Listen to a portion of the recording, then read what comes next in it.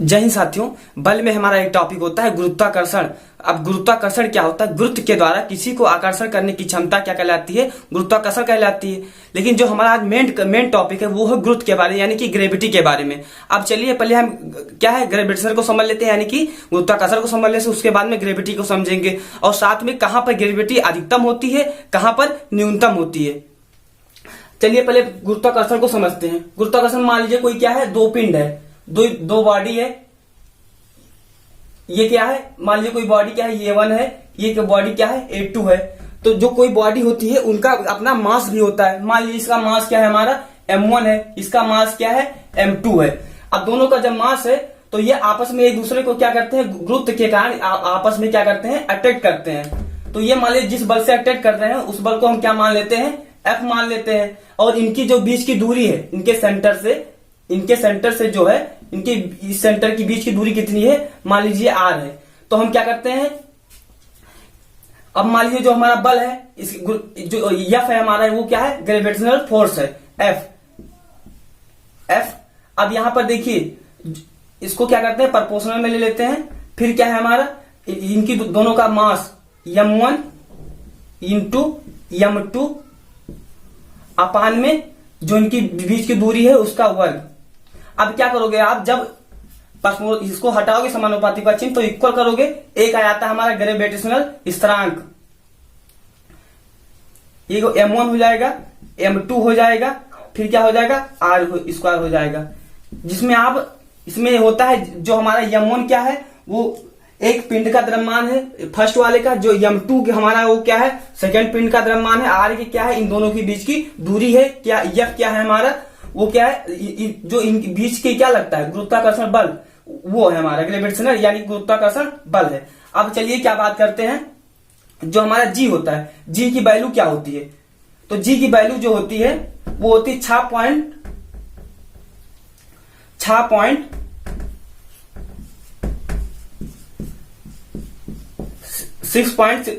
गुणे 10⁻⁻11 Newton metre square पर kilogram square. तो हमें लग रहा है गुरुत्वाकर्षण समझ गए होंगे। अब गुरुत्वाकर्षण को समझने से पहले एक आपको हम क्वेश्चन दे रहे हैं, क्योंकि अब हमारा जो मेन टॉपिक आने वाला है वो क्या है, गुरुत्व है। अभी तक तो हम क्या गुरुत्वाकर्षण समझ रहे थे, अब गुरुत्व को समझ रहे हैं। गुरुत्व क्या होता है, गुरुत्व जिस बल से कोई भी पिंड दूसरे पिंड को जिस बल से आकर्षण करता है वही हमारा क्या होता है, गुरुत्व होता है। अब देखिए इस गुरुत्व को हम देने से पहले आपको हम एक क्वेश्चन पूछेंगे इसके बारे में।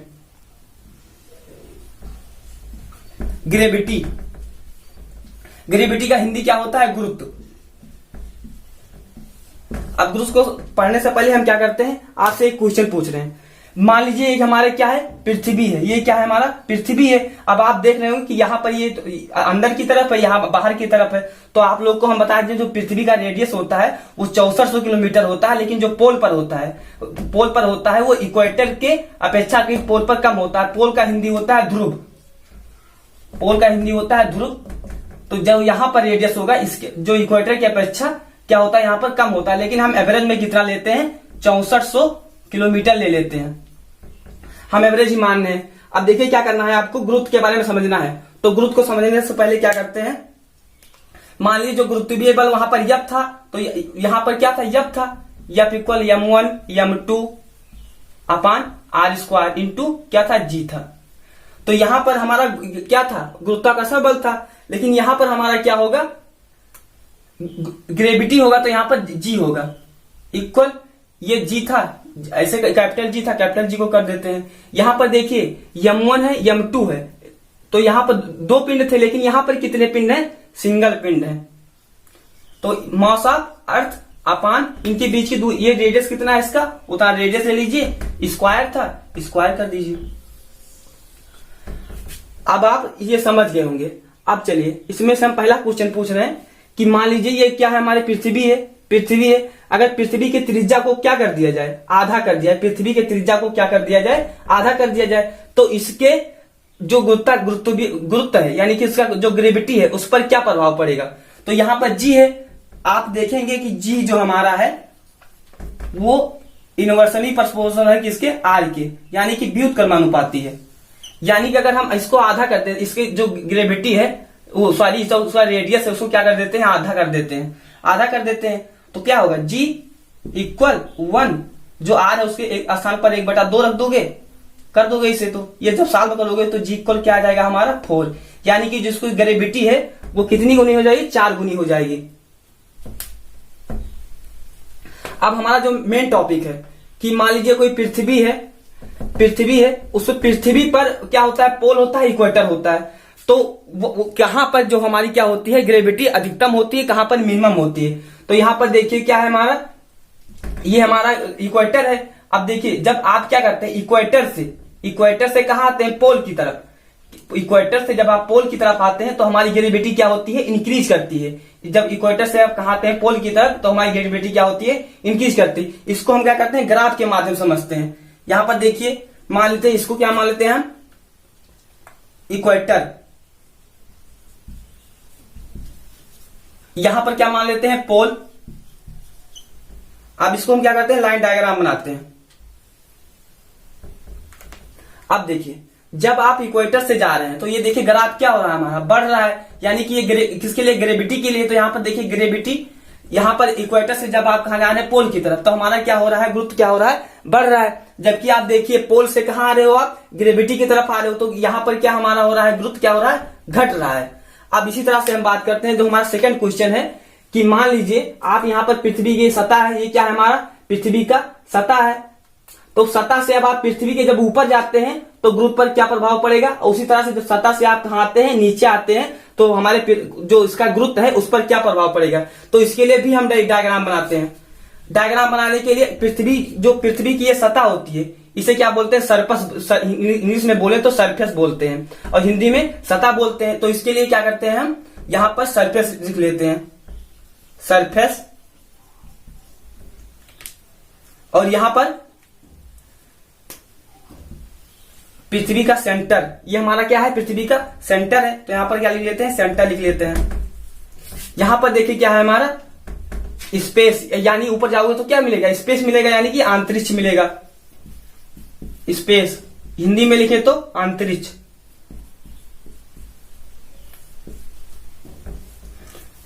अब यहां पर देखिए जब आप ऊपर जाओगे, कहां जाओगे, सेंटर से, यानी कि जब सेंटर से आप कहां जा रहे हो, सरफेस पर, जो हमारा किनारे का भाग क्या है उसे क्या बोलते हैं, सरफेस बोलते हैं। जब आप सेंटर से कहां जा रहे हो, कहां, सरफेस पर जा रहे हो, तो हमारा देखिए डायग्राम क्या हो रहा है, इंक्रीज हो रहा है। अब जो डायग्राम हो किसको प्रेजेंट करता है, ग्रेविटी को, यानी कि जब डायग्राम बढ़ रहा है तो हमारी ग्रेविटी भी क्या होगी, इंक्रीज करेगी, यानी कि हिंदी में बोले तो बढ़ेगी। उसी तरह से अगर हम दूसरी बात करें, सरफेस से कहां आप जा रहे हो, सरफेस से स्पेस, ये हमारा क्या है, सरफेस से ऊपर क्या है हमारा, स्पेस है, ये क्या है, स्पेस है। तो यहां से देखिए हमारा डायग्राम कहां है, नीचे की तरफ, यानी कि घट रहा है। स्पेस से आप कहां जा, सॉरी सरफेस से कहां जा रहे हो आप, स्पेस पर, तो हमारे जो डायग्राम नीचे आ रहा है यानी कि घट रहा है, तो यानी हमारी ग्रेविटी भी क्या होगी, घटेगी। अब देखिए अब हम इससे पता कर सकते हैं कि जो हमारी ग्रेविटी है, मान लीजिए ये क्या है, हमारा सरफेस है, या आप ऊपर जाएं, सरफेस से आप ऊपर जाएं, या आप सरफेस यहीं से कहां जाएं, नीचे की तरफ जाएं, या आप सरफेस से ऊपर जाएं या सरफेस से अंदर जाएं, हमेशा ग्रेविटी हमारी क्या होगी, घटेगी।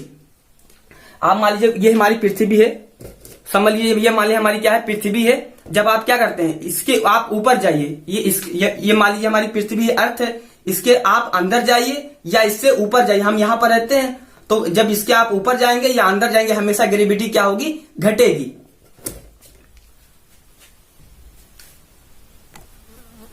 जो हमने बात किया था, ये जो हमारा जी है, यहां पर क्या है, जी, जो जी की वैल्यू होती है वो होती है 9.8, जो क्योंकि यहां ग्रेविटी है तो मीटर पर सेकंड जो एक्सीलरेशन का होता है वही भी यूनिट इसका सेम होगा, 9.8 मीटर पर सेकंड, लेकिन जो अप्रॉक्स हम लेते हैं वो 10 मीटर पर सेकंड स्क्वायर लेते हैं। अब हम बात करते हैं, मान लीजिए क्या है, दूसरा हमारा इसी में क्वेश्चन है कि मान लीजिए कोई क्या है, पृथ्वी है, ये अर्थ है, ये क्या करे, घूमना बंद कर दे। अगर घूमना बंद कर दे पृथ्वी हमारी, तो उसके ग्रेविटी पर क्या प्रभाव पड़ेगा। मान लीजिए क्या हमारा पृथ्वी है, ये दोनों साइड में क्या है, पोल है, ये पोल है, दूसरा पोल ये है, ये घूम रहा है, इसी तरह से ये घूम रही पृथ्वी।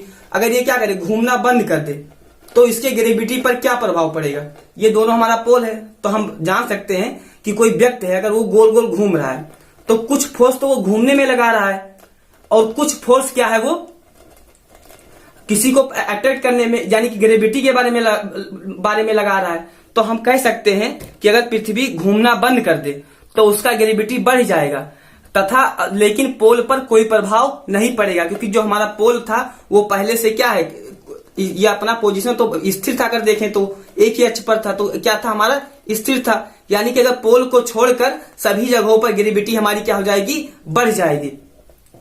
और जो हमारा सेकंड क्वेश्चन है, ग्रेविटी पर मास का कोई प्रभाव नहीं पड़ता है। जो ग्रेविटी होती है वो उस पर मास का प्रभाव नहीं पड़ता है, लेकिन जिस वस्तु के द्वारा ग्रेविटी लगाई जाती है उस वस्तु को पर का मास का प्रभाव पड़ता है। जैसे मान लीजिए कोई क्या है, सैटेलाइट है, कोई सैटेलाइट है या कोई भी क्या है हमारा रॉकेट है। मान लीजिए हमारा रॉकेट क्या होने जा रहा है, प्रक्षेपण होने जा रहा है।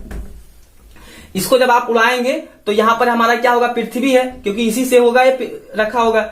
अब देखिए